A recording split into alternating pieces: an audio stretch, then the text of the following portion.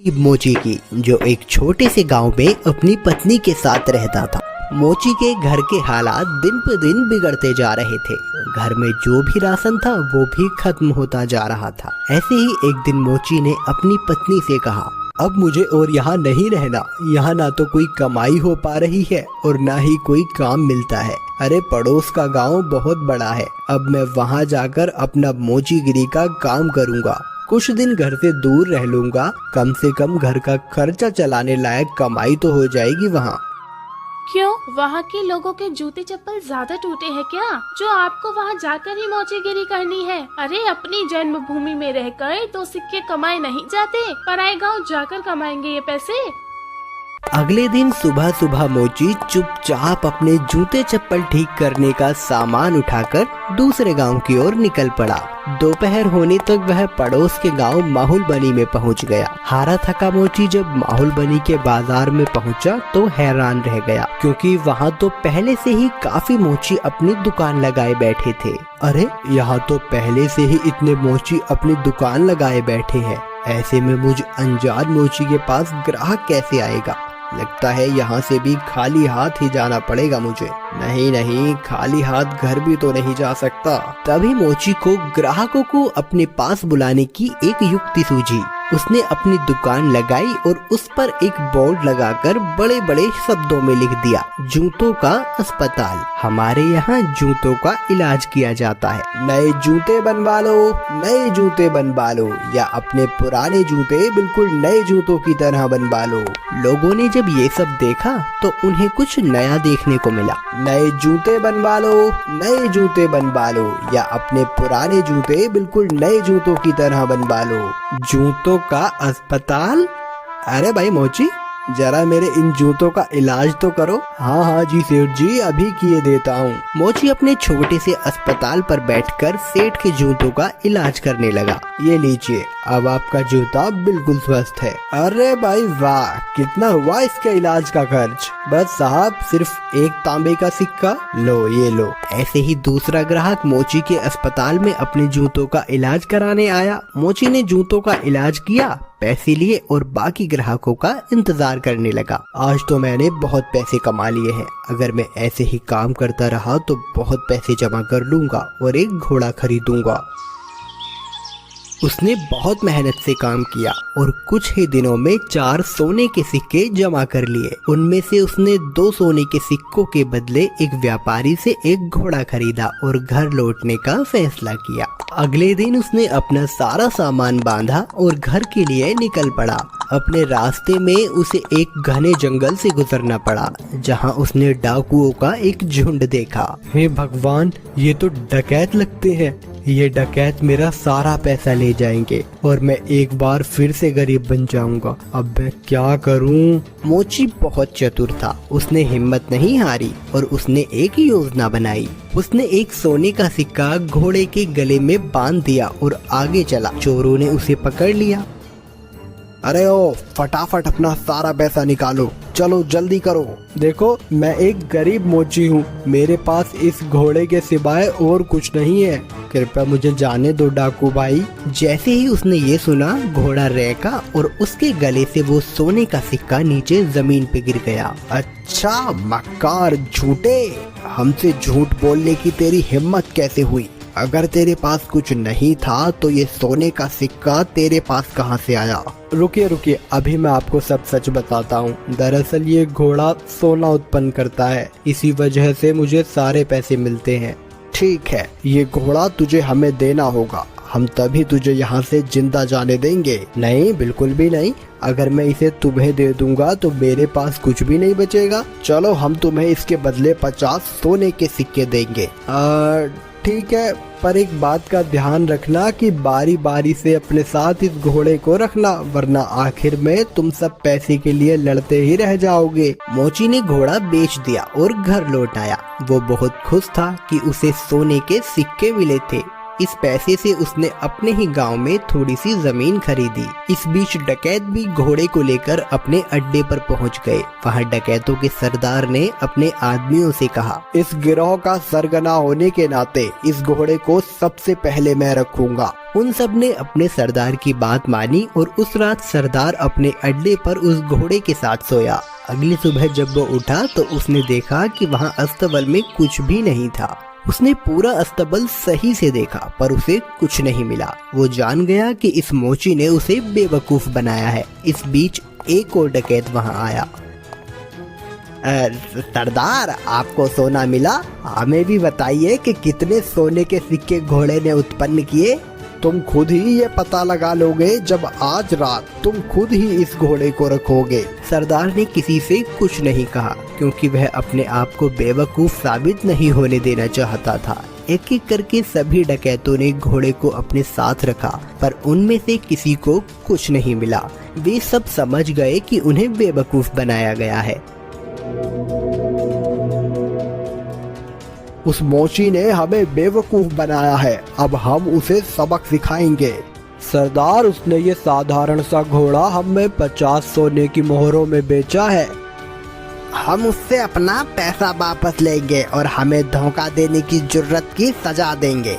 हाँ, चलो चलो। वे सब के सब मोची के घर की तरफ निकल पड़े। मोची अपने खेतों में काम कर रहा था। उसने सभी डकैतों को अपने घर की तरफ आते हुए देख लिया। मोची जल्दी से अपने घर में गया और अपनी पत्नी से बोला, अरे भाग्यवान, मेरी बात ध्यान से सुनो।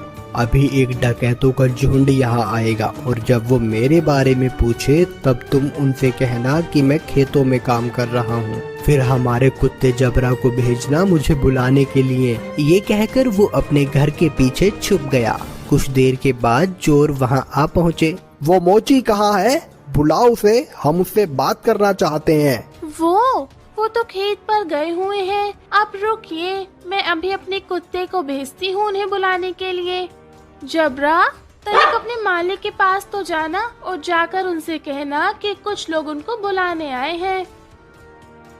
ये सब क्या है? क्या जबरा सचमुच तुम्हारे पति को यहाँ ले आएगा? जरूर, वो हर बात समझता है। जब वो खेत पर होते हैं और मुझे उनसे बात करनी होती है तो मैं बस जबरा को उनके पास भेज देती हूँ और जबरा मेरी बातें उन तक पहुँचा देता है। डकैत मोची की पत्नी से बात कर रहे थे, तभी मोची वहाँ आ पहुँचा।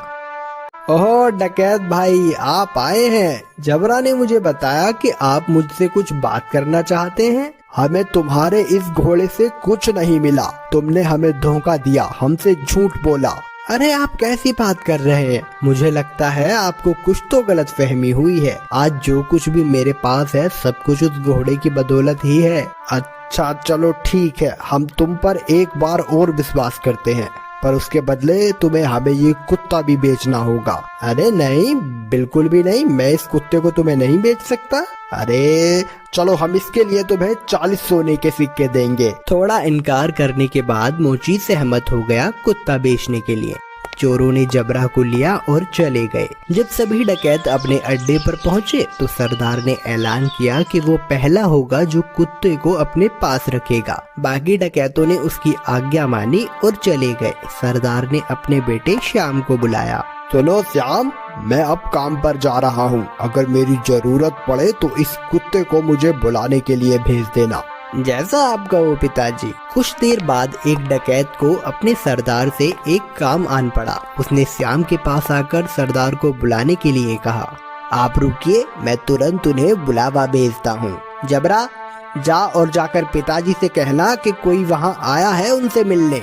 जबरा सरदार के अड्डे से भागा और बजाय सरदार के पास जाने के वो सीधा मोची के पास गया। जब सरदार घर वापस आया तब उसने देखा कि जबरा वहाँ नहीं था। वो जान गया कि जबरा जरूर अपने मालिक के पास गया होगा, तो वह अकेला फिर से मोची के घर गया।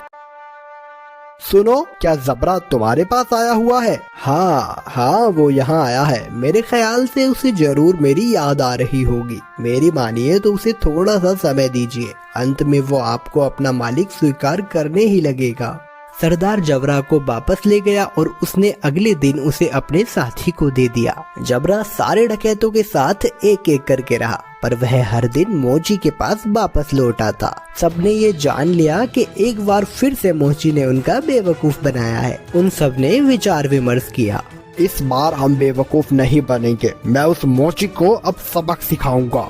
इस बार सारे डकैत मोची के घर पहुँचे। उन्होंने मोची की एक न सुनी और मोची को एक बोरे में डाला और उसे लेकर वहाँ से चल दिए उसे सबक सिखाने के लिए। मोची चुपचाप बोरे में पड़ा रहा। रास्ते में वे सब एक मंदिर के पास से गुजरे, तभी एक डकैत ने कहा, सरदार गर्मी बहुत ज्यादा है, क्यों ना कुछ देर यहीं आराम किया जाए। सरदार भी उसकी बात मान लेता है और मोची को वहीं छोड़कर मंदिर में आराम करने के लिए चले जाता है। सुअरों का एक झुंड वहां से गुजर रहा था और जब मोची ने सुअरों के झुंड की आवाज सुनी तो मोची को एक उपाय सूझा और उसने तेज आवाज में चिल्लाना शुरू किया, मैं ऐसा नहीं करूँगा, मैं ऐसा नहीं करूँगा, मुझे छोड़ दो, मुझे जाने दो। सुअरों के मालिक ने उसकी आवाज सुनी और वो उसकी ओर आया। अरे रुको रुको, क्या हुआ, तुम क्या नहीं करोगे? किसने तुम्हें इस बोरे में डाला? वो मेरी शादी जबरदस्ती जमींदार की बेटी से करवाना चाहते हैं, पर मैं शादी नहीं करवाना चाहता। क्यों भाई, क्या तुम पागल हो? अगर मैं तुम्हारी जगह होता तो मैं यकीनन उसकी लड़की से शादी करता। अगर ऐसी बात है तो आओ, मैं तुम्हें बोरे में डाल देता हूँ और तुम जाकर उसकी लड़की से शादी कर लो। सचमुच? बेशक, लेकिन पहले मुझे बाहर तो निकालो। सुअरों के मालिक ने मोची को बोरे से बाहर निकाला और खुद बोरे के अंदर घुस गया। मोची ने उसे बांध दिया और उसके सुअरों को लेकर वहां से चला गया। शाम को डकैत मंदिर से बाहर आए, बोरे को लिया और चले गए।